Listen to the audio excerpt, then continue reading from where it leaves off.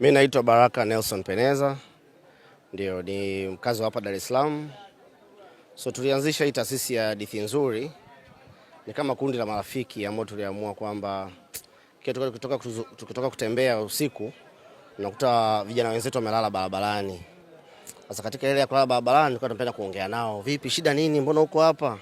Kwa kama tuelezea changamoto wanazopitia. Kwa tukaamua kuwa tunaanza kuwa tunawapelekea chakula. Kwa tunawapelekea chakula usiku, tunapata kuongea nao.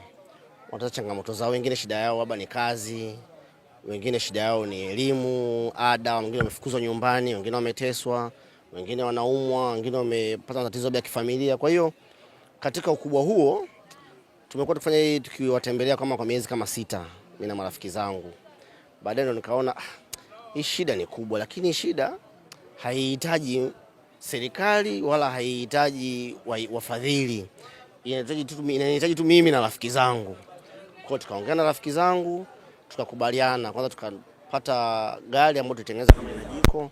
Kazi yake inakuwa ni kukipaki sehemu, tunafungulia muziki, tunakula nao saa 7 usiku mpaka saa 9 usiku. Kwa tukaenda hivyo tukatengeneza urafiki. Kwa hiyo wote mimi wananifahamu kwa jina, ni marafiki zangu. Kwa baada ya hapo sasa tukasema kwa nini tusitengeneze kitu endelevu?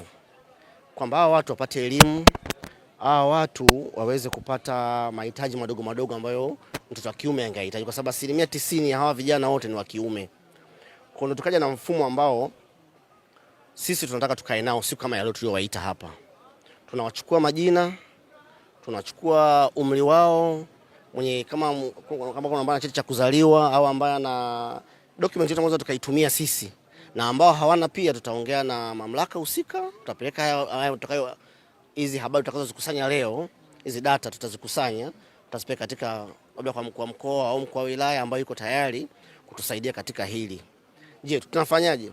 Tumegundua kuna vijana ambao wana ujuzi, wanajua kuimba, ni mafundi na wengine wangependa kufundishika. Mheshimiwa Rais aliweka nafasi ya watu kusoma bure. Lakini leo watu hawajiulizi kwamba kwa nini hawa vijana wajaenda kusoma bure? Ni kwa sababu wanaishi kwa kula. Yaani anachotafuta siku hiyo ndo anachokila. Kwa kusema aende darasani hataweza kula. Kwa hiyo sisi Hadithi Nzuri tumekuja na mfumo gani? Tumekuja na mfumo wa kuwapa hela. Sisi tutakuwa vijana tutakao recruit leo hapa, kama watakuwa 20-30 wakakubali kusoma, tutakuwa tunawalipa 10,000 kila siku kwenda darasani. Kati ya 5,000 mpaka 10,000 kulingana anapokaa na mahitaji atakayokuepo. Kwa tumejiwekea kama tukisaidia vijana 20-30 kwa kile ambacho tunacho sasa, maana yake baadaye kuna wengine watajiunga mkono, watajiunga huko, tutengeneze movement ambayo itakuwa ni ya Watanzania kwa ajili ya Watanzania.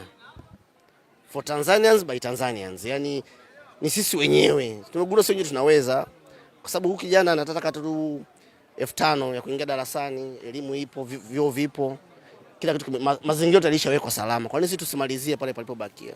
Kwa nataka sisi vijana wenyewe tusaidiane, vijana kwa vijana. Sisi tunajua shida zao, kwa sababu sisi tumetoka katika mazingira ambayo pia labda ni ya namna hiyo, au Mungu ametubariki tukatoka familia nzuri ambazo wazazi wetu waliweza kufanikiwa. Inawezekana changamoto yetu sisi na wao ni malezi tu au uwezo tu wa kifamilia, lakini inawezekana hata akili wanatuzidi. Kwa sababu hilo watu hawajai kuliwaza. Kwa inawezekana kijana ana akili kuliko mimi, lakini hakupata tu nyenzo za kumsaidia. Sasa hizo nyenzo sisi tunaenda kuziweka. Tutatengeneza footprint, tutatengeneza data, tutatengeneza miongozo ambayo sio ya kishule, ni miongozo nje ya elimu, kwa sababu tunaishi haya mazingira. Alafu tutawakilisha. Lakini nataka tufanye kwanza, kwa hii mwaka unapoanza, tuanze vijana ambao watakuwa tayari katika haya makundi. Nadhani hiyo ndio dhana nzima ya Hadithi Nzuri. Elizabeth Mengi John Bwagi. Mimi kwa ndugu zangu ni kama marafiki na pia ni ndugu zangu. Kitu kilichonipelekea mpaka kuwa nao ni mazingira kwetu. Na wale pale wengine kuepo kwenye mazingira ni mazingira kwao. Kwa sababu wengine wana wazazi wenye hali ngumu, wanapelekea mpaka wakatoka nyumbani kuja huku focus kwa ajili ya kuwasaidia ndugu zao. Na kuna wengine ambao ni yatima wa pande mbili, wana baba wala mama. Kwa ule ukiwa wakaamua kutoka kuja kupambana, na kuna wengine kutengwa na familia kupelekea kuja kwenye mazingira haya. Ila kitu ambacho najifunza kupitia hawa ndugu zangu, mazingira yetu yanatufundisha vitu vingi sana. Ya kimoja yanatufundisha upendo. Kwa sababu kwa mazingira yetu inabidi tupendane, kwa sababu tunakaa sehemu moja na mazingira yetu tunakaa ni magumu. Kwa inabidi kwa kupendana Mungu anasaidia, tunapata vitu vingi sana, mpaka tunapata fadhili kutusaidia baadhi na kupata vitu vingine kadhalika. Kingine kitu ambacho nachoomba Mungu atusaidie, watusaidie kama mitaji, biashara. Kuna wengine wadogo wanahitaji kusoma, kuna wengine sio wakubwa tunahitaji kwenda VETA, kuna wengine wanatamani vitu vingi tu, wengine wanatamani kurudi mikoani kwao, maana wengine wanatokea mikoani kwa mazingira yao walikuja tukabla kwa asila ama kwa vitu kadhalika, wanatamani kwenda mikoani kwa sababu ugumu wa nauli na ugumu wa mazingira ila anashindwa kwenda. Kwa hiyo tunaomba mtusaidie. Hayo yangu tu machache, asanteni. Wilvas Venance Yaule au nickname yangu ni Baga. Mimi ni mtu ambaye nimekulia katika mazingira magumu. Ni mtu ambaye mpaka sasa hivi na umri wa miaka 25. Nimekuja mtaani nilikuwa na miaka 16. Nimekuja bado niko mdogo sana. Kwa kile kipindi ambacho mimi nimeishi mtaani, nimeishi kama nikiwa mtoto mpaka sasa hivi niko mtu mzima. Kulingana na jinsi muda nilioishi mtaani na baadhi ya mashirika na mataasisi, umeona, na maafisa ustawi wa jamii, baada ya kuona mimi ni mkubwa, wakaona mimi nina uwezo kama naweza kuongoza wenzangu. Kwa hiyo nikapewa uongozi wa kuwasimamia hawa.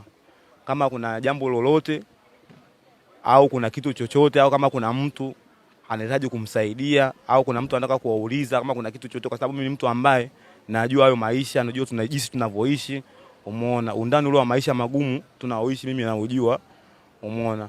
Kwa hiyo ni mtu ambao mimi nimeishi nao kwa muda mrefu, ni watu ambao nawafahamu. Kuna watoto wadogo na kuna vijana, umeona, kuna ambao wamenizidi umri na kuna ambao nalingana nao umri, umeona.